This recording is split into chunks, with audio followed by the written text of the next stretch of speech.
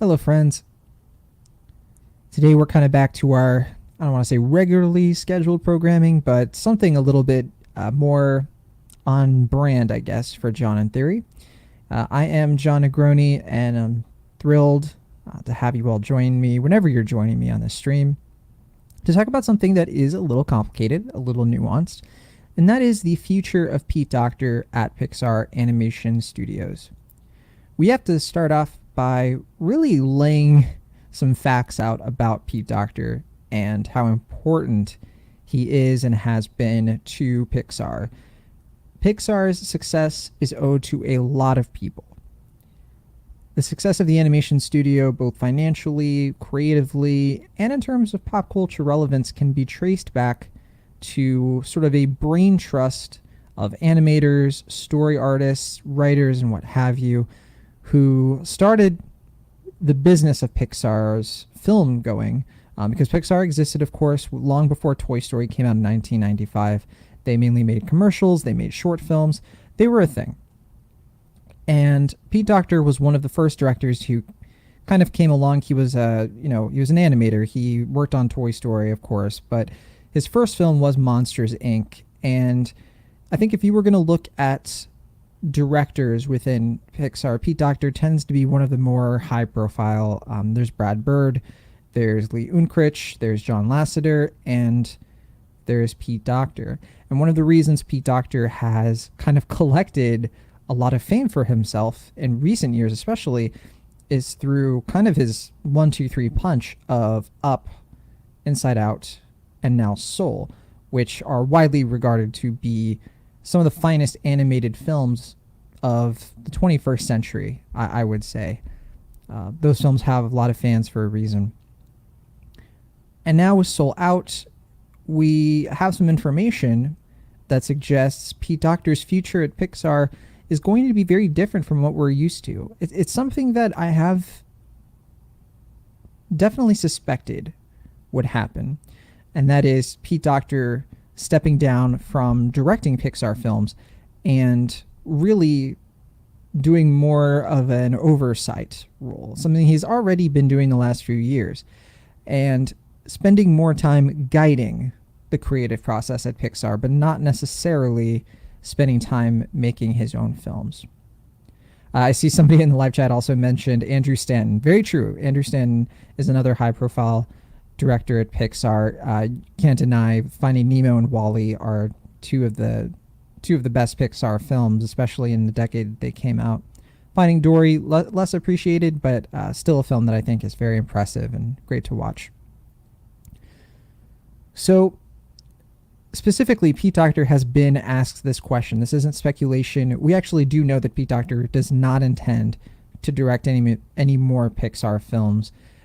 To this day, his schedule has sort of been, there's a new Pete Docter film every 5 years, ever since Up came out in 2009, roughly 5 years, right? So 6 years later, we got Inside Out, but it was just a little over 5 years, right?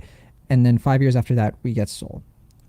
Before that, Monsters, Inc., that was 2001. So, it's not perfectly consistent, but the point is that we've gotten pretty used to getting a Pete Docter film a couple times a decade, basically. And you might not be aware of what has gone down at Pixar. So I know a lot of you know what's going on or know what has happened that would cause Pete Lasseter, that's where my brain is at, Pete Docter, to be in a far more a higher level in terms of like leadership at Pixar. And there was a Hollywood Reporter profile that gets into a lot of detail about this. I'll bring it up now, and I kind of want to show you the art for it first, because I do really appreciate it. It looks really great. So you can kind of see it there. It's like an animated Pete Docter. He kind of looks like a Pixar character, and he's fuddling with the Luxo lamp, the Pixar logo, essentially. The name of the article, the title of it is Reanimating Pixar, How Pete Docter Steered the Studio Out of Scandal. When I initially found this piece, it came out just yesterday, and as you can imagine, yesterday was when I originally had planned to talk about this, but of course the assault on the U.S. Capitol took over a lot of my thinking and headspace yesterday, which is why I did a whole thing about that instead. But today I do want to get to this before, the news gets a little bit more stale. But I do think that this is a wonderful profile. It is a wonderful piece about Pete Docter and his history at Pixar. I absolutely think you should check it out. I don't think that there is a paywall. I hope I'm not wrong about that. The author is Rebecca Keegan, and it's a long read, but it is certainly worth your time looking into.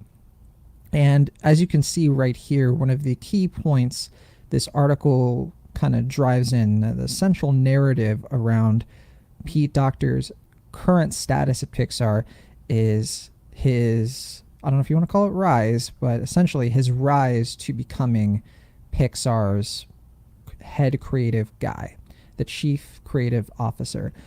It was a title that originally was held by John Lasseter. John Lasseter was the chief creative officer for not just Pixar, but Disney Animation.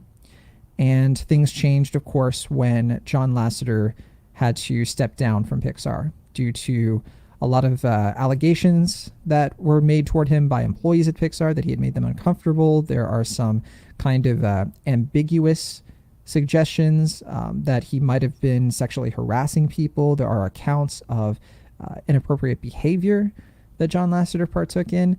And as you will read in the profile, I won't go through the whole thing, it did seem to catch a lot of people like Pete Docter by surprise. I don't know how much I believe that, considering it seemed to have been an open secret at Pixar that this was an issue, though it is possible that some at Pixar, like Pete Docter, just were not aware to the extent of what was going on. The point is, we could talk about do this an entire thing about this, but we won't. The main point is that in the aftermath of John Lasseter stepping down and going on to work for Skydance, which has a new film coming out, I believe, next year, Pete Docter got promoted, and he became the CCO, again, that's Chief Creative Officer of Pixar. Jennifer Lee became the Chief Creative Officer for Disney Animation. I think that is her title, Chief Creative Officer. I don't think I'm wrong about that. Jennifer Lee, of course, the director of Frozen. And a lot of people like me, when we first read about this, we did kind of look at it as a kind of a silver lining to an unfortunate situation involving John Lasseter. And if you are going to elevate somebody, Pete Docter does seem to be the right guy for the job. He is someone who, even before he was a chief creative officer, was elevating people at Pixar to do more creative projects, specifically him really bringing Domi Shi to the forefront at Pixar. Domi Shi, I believe she started as either an animator or a story artist, and maybe both. I believe animator, though. And she got a chance to pitch something for short films. A lot of the people at Pixar get to do this. They get to pitch something to the Brain Trust, and a lot of the time things get picked up. And that is how Bao, the short film that appeared before Incredibles 2 in 2018, came to be. Domi Shi presented it, and Pete Docter was the one who believed in it. And due to the success of Bao, a lot of people really enjoyed that short film. It did really well. Domi Shi was able to pitch something else, and now that is going to be the film Turning Red, which is one of the next original Pixar films, and it's going to be coming out, I think, 2020. Yeah, I think next year. I think it's actually in this article too. I think so. The next Pixar film is Luca. I think after that is going to be Turning Red that same year. I think around November possibly, and then 2022 is when we get Lightyear. So someone can fact check me if I have that wrong, but that's essentially the order of operations there.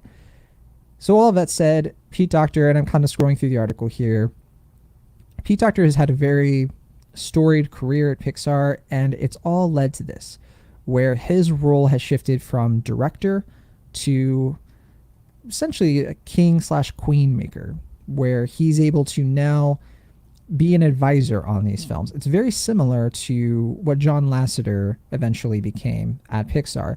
John Lasseter he was the director, and then he moved on to really being the head of things.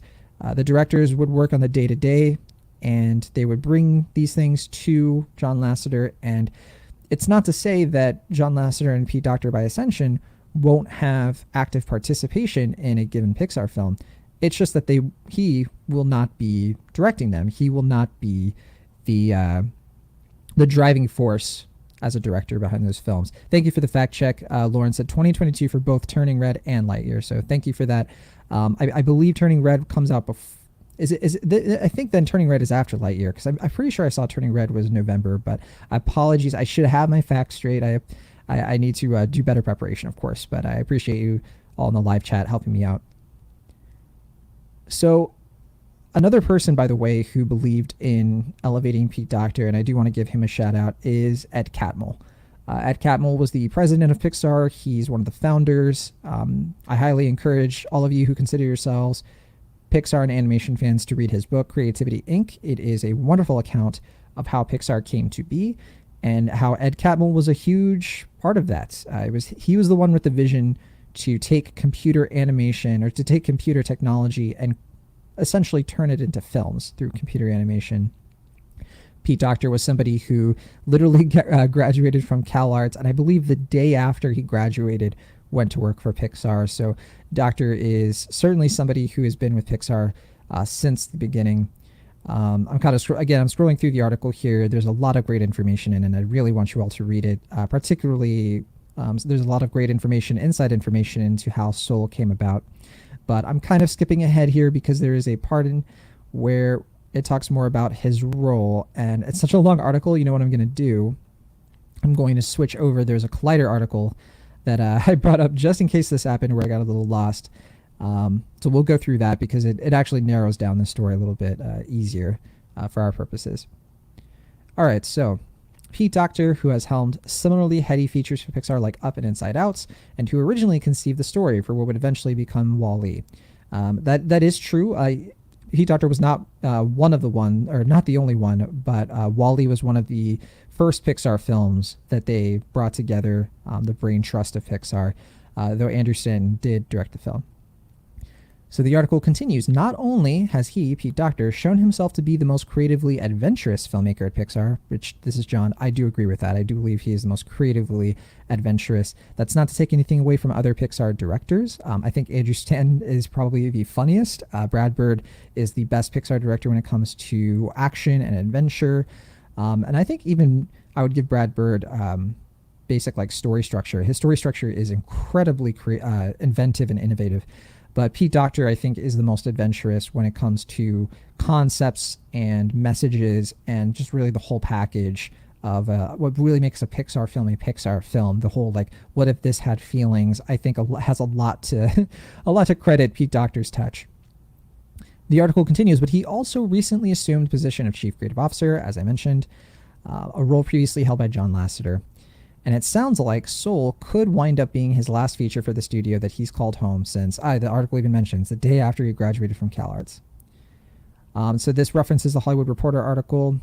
And yeah, it says here, in fact, Docter seems resigned to the fact that if he's running the studio, he's probably not going to be directing features anymore. Quote, the CCO job is not making films. It's guiding other people. I was initially worried that it would be like a tax, taking me away from what I really loved, but it's been surprisingly rewarding. So what he's referring to there is, I imagine imagine you're Pete Docter and you are somebody who has had years in between films to develop these and to be involved with the daily process of making these films. You know, I've met Pete Docter. I've had conversations with him about his films, and of the Pixar directors I have had interactions with, including Ed Catmull, who's not even a director, Pete Docter is the most hands-on of them, by my experience. The commitment he has to explaining and distilling the concepts of his films in a way that everybody can find accessible is really impressive. It really is uniquely just great on his part. I don't know how else to say that. It's something that I just don't see in a lot of other people at Pixar. I do see passion and the other people at Pixar, but Pete Docter just has a real knack for laying out the reason you should watch a film, one of his films. And what he's saying here is that that's something that he probably wasn't so quick to give up by taking this job. It did, I think, when these reports were initially coming out, people like myself were wondering if this was a reluctant decision for Pete Docter to transition into this role. And I think what kind of kept us from being a little bit at doomsday about this is that, well, he has another Pixar film coming out. So it looks like he is going to balance directing Pixar films with being the CCO and was going to find a way. In fact, I kind of wondered if the reason he felt like he could balance it is because, unlike John Lasseter, he would not also be overseeing Walt Disney Animation, which would mean that the job wouldn't be quite as demanding as it was for John Lasseter, we assume. But no, it looks like, based on Pete Docter's comments, that he has found a satisfaction in the CCO role to the point where he doesn't feel like he needs to also make films. Where, reading in between the lines, it looks like he sees himself as somebody who is better served in the next stage of his career being the one who advises on the films, not the one who directs them. The article continues, and there's a lot more to talk about here. The other thing to remember, which we talked about during our recent chat with Docter, is that he is a student of animation. It moves on. Keep going. Yeah, so this is really important. So this article kind of lays out what happened to Walt Disney Animation, after the original animators, the ones who were really the driving force of the early Walt Disney films. Talking about Snow White, Cinderella, Dumbo, Pinocchio. As they aged and they got older, it did really feel like they were becoming out of touch with where animation was going creatively. And it looks like, as this article is kind of asserting or suggesting, is that Pete Docter doesn't want to, as it says here, Docter doesn't want to overstay his welcome, and he doesn't want his generation of filmmakers exerting unwelcome control or influence over exciting young creators.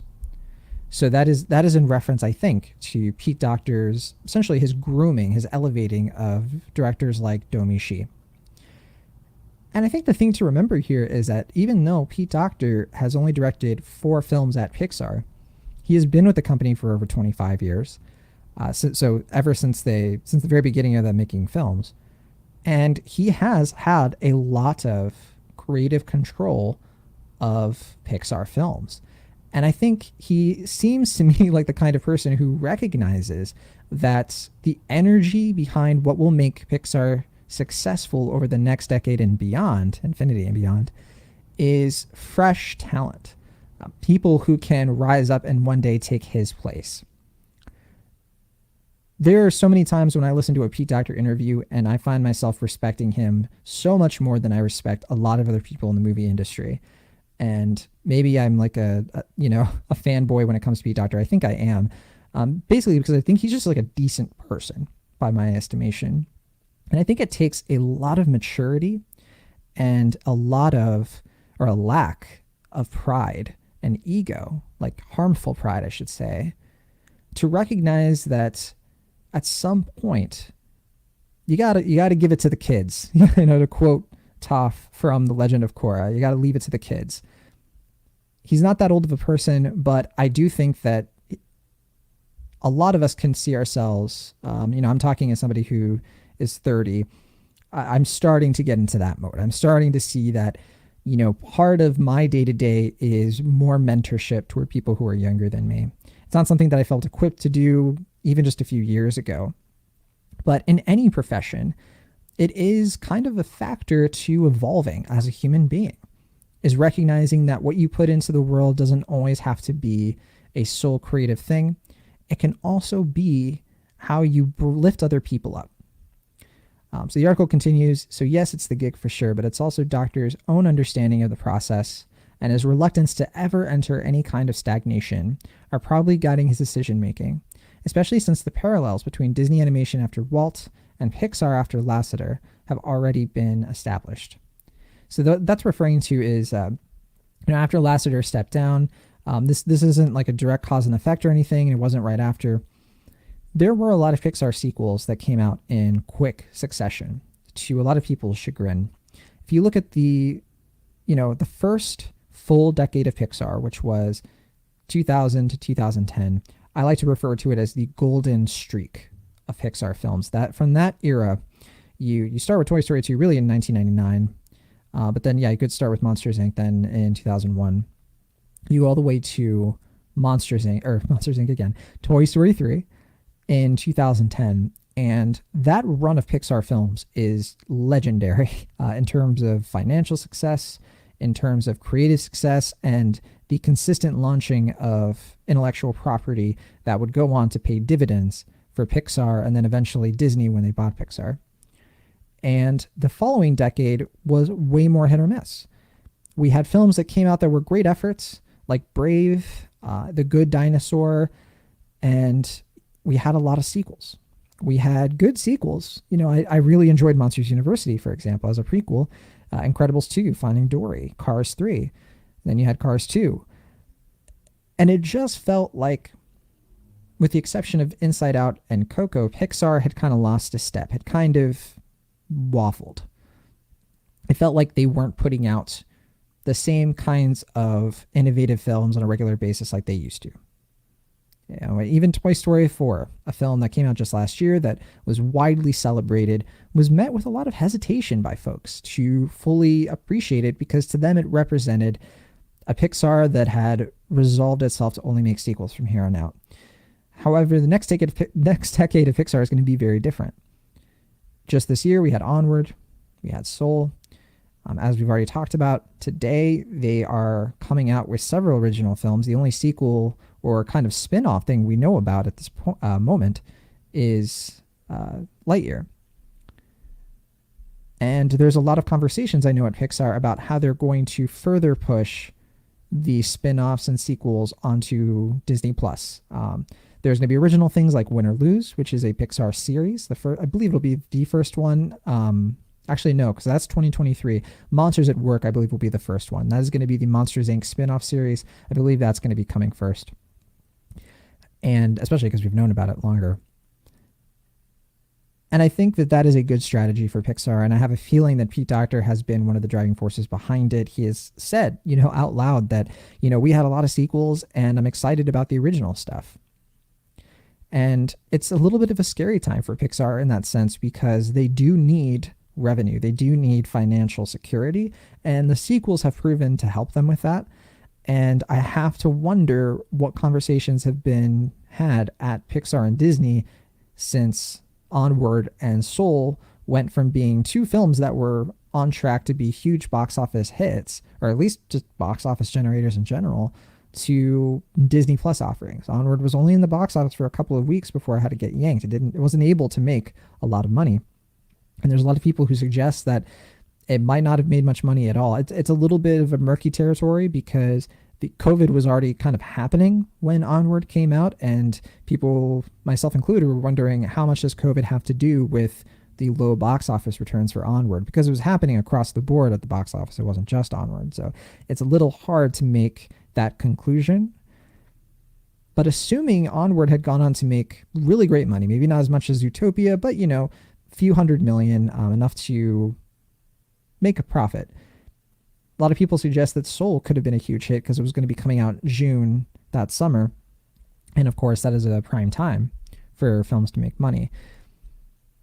I think Pete Docter is probably asking himself, as the chief creative officer, what is going to happen if they can't keep making money off of original films? And I have to be honest, I'm wondering that myself. I am scared for Pixar on one sense, at least because I think that Pixar could fall into hard times where they end up in a situation where their films aren't making money and they've run out of time to make sequels. That is possible. I don't want Pixar to be a sequel machine, but I do recognize that there has to be some balance. I think Pete Docter seems to understand that as well. I think that Walt Disney Animation has been doing a great job at producing original stuff with sequels kind of mixed in there. If you look at the Disney Animation sequel to original content ratio, it's not bad. The difference is, of course, that Walt Disney Animation doesn't release films nearly as often as Pixar. We don't get a Walt Disney Animation film every single year. We get them, I guess, most years, but actually, I could be wrong about that. It's probably as close to every year now that I think about it.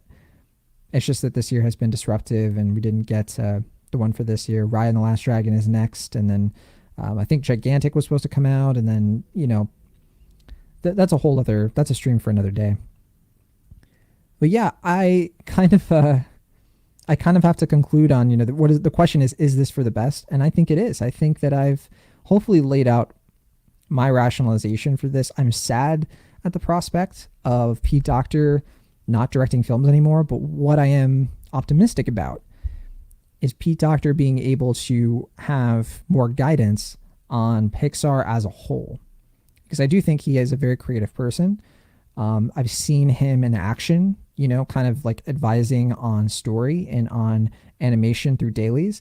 And it's really great stuff. It is really a testament to his skill as a leader that him in this role is probably the most beneficial thing for Pixar overall. It's a hard thing to say because we are essentially losing one of the only directors who put out an original Pixar film that was widely celebrated and financially successful in that decade, which was Pete Docter through Inside Out. We also got Coco from Lee Unkrich, and we're kind of dealing with a similar situation there where, Lee Unkrich isn't making any more Pixar films. I'm going to take a look at the live chat, but hopefully what I'm saying is resonating, and hopefully some of you are optimistic, but I do want to hear anybody who has an alternative take.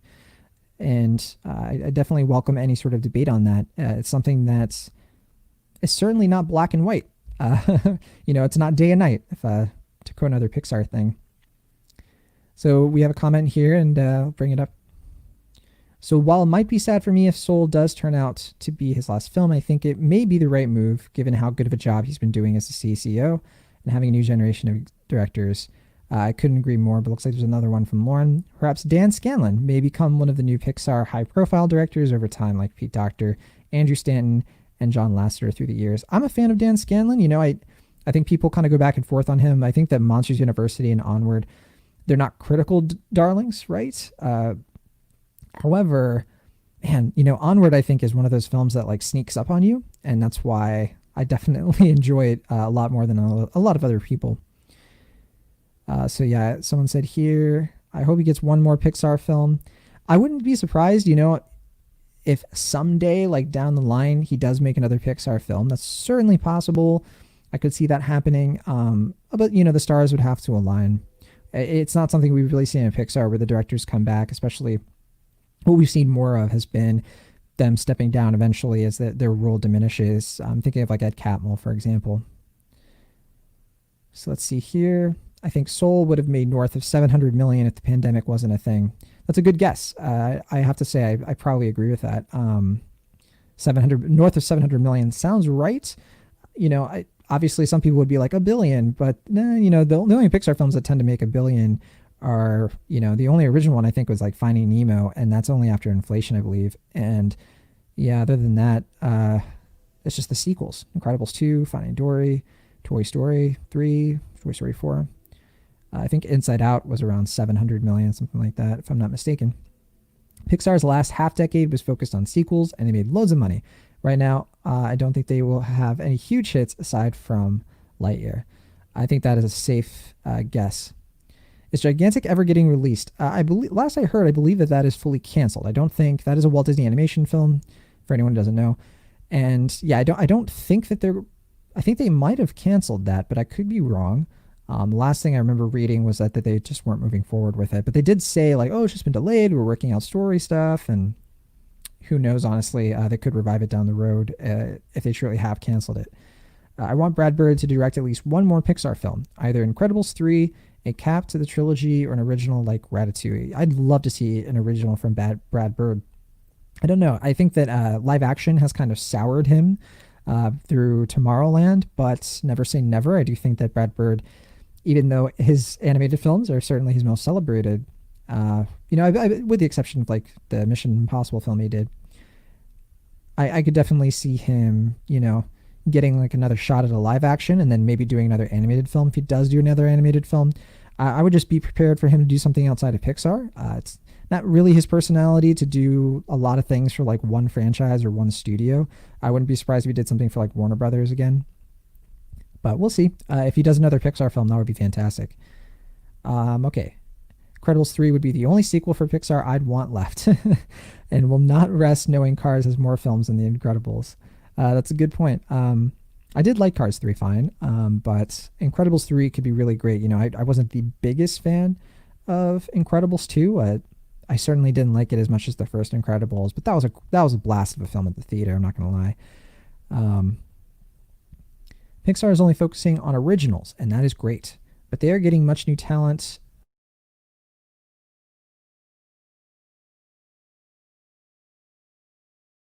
Really, yeah.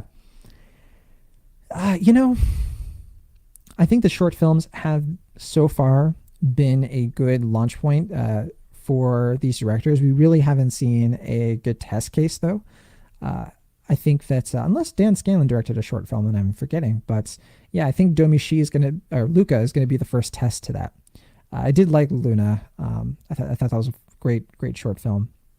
But yeah, I think Luna or Luca, gosh, I think Luca and Turning Red, if both of them are really good, could be definitely like a sign that Pixar has found a good model for bringing on new directors without committing to them before they've really been tested. Especially because the early generation of Pixar, they were tested through working on the films as animators, and yeah, doing the short film is a very different thing. It's a different test of your skill, because as a director, you take on more responsibility and more blame as an extension. I wasn't a fan of Monsters University, but I loved Onward. I don't know what it was about Monsters University, but it hit me in the spot. The message of that film with Mike Wazowski, someone trying so hard to be something that they're not, but then finding peace in a different kind of role. It kind of reminds me a little bit of Soul, except Soul is more ambiguous toward like what actually happens in the end. I think that message was really great. I really like the twist in Monsters University and what they do with that, and how they kind of subvert the college movie tropes that there's to that point had been relying on to like thrust the story forward. Um, see, you got a few more comments here. Both of Scanlon's films have relatively mediocre first two thirds, but fantastic third acts. That's interesting. Yeah, I don't think I found any of Onward mediocre, but I do agree that the third act was fantastic, and I think you were joined in that sentiment by a lot of people who have said the same thing. I know a lot of people have complained like, Onward is so slow in the beginning, and so you're not alone there. Not sure if Anderson is going to continue directing for Pixar, because I think I read somewhere that he wants to focus more on live action work. Yeah, Anderson, he had a tough go with it with John Carter. And that was his like live action thing. I don't know if it was his first film, but I think it was like his first high profile at least. And it didn't do well. But people liked John Carter. A lot of people didn't, but I came across so many people who did enjoy that film quite a bit. And I'm surprised that we haven't seen much from him lately. I'm not sure why that is. I haven't looked into like what he's been working on anytime recently. I want to say that he is working on another animated project, but that might just be a rumor. So definitely do not take my word for that on that one. Might want to do your own research. All right, Brad Bird's next film is an original live-action animation musical hybrid with Michael Giacchino. I didn't know about that, so really excited for that. I'll have to look into that because I haven't heard about what that is, but that would be wonderful. Michael Giacchino, of course, has worked with Brad Bird multiple times with, of course, the Incredibles films, and they definitely go well together. A musical hybrid for live-action and animation, and that's throwback Disney, all right. That is the kind of thing that Walt Disney really, really wanted to become more of a thing. It's really how he got his start with animated shorts. He was doing Alice in Wonderland and mixing the Alice in Wonderland animation with a real actress, child actress. So I love that concept. I hope this is true. I'll take your word for it and look into it after the stream. Okay, so I think that's the last of the comments and questions. Thank you for checking this out, and thank you for all of the conversation and optimism for Pixar in a situation where I think some people might be a little bit more prone to maybe sadness, if I want to borrow from Inside Out. But honestly, I don't think we have too much to worry about with Pete Docter at the head of Pixar. I think that he, as has been mentioned before already, he has done a great job with Pixar so far, and I think that we have reason to be excited. And we have reason to kind of trust that Pixar is in good hands, and Walt Disney Animation too. Why not? Let's just put them in there as well. So I'm John Negroni. Thank you for checking out John in Theory. Be sure to like and subscribe and ring the bell so you know when I'm going to be going live. I go live almost every day, and I think the easiest way for you to kind of like know when I'm going live, I guess, is to ring the bell. It's kind of ambiguous to me, like when people get notified, but you do get notified as soon as I go live. And I would love to have you in the live chat interacting. I really appreciate the community that is kind of growing here. And the people who've reached out to me, thank you so much for your support, especially after yesterday's stream. I really appreciate it, and I do not take it for granted. But all right, also, if you have any feedback or if you have any other questions you want me to address, any topics you want me to do any streams on, please leave a comment once this video is up. Thanks, everybody.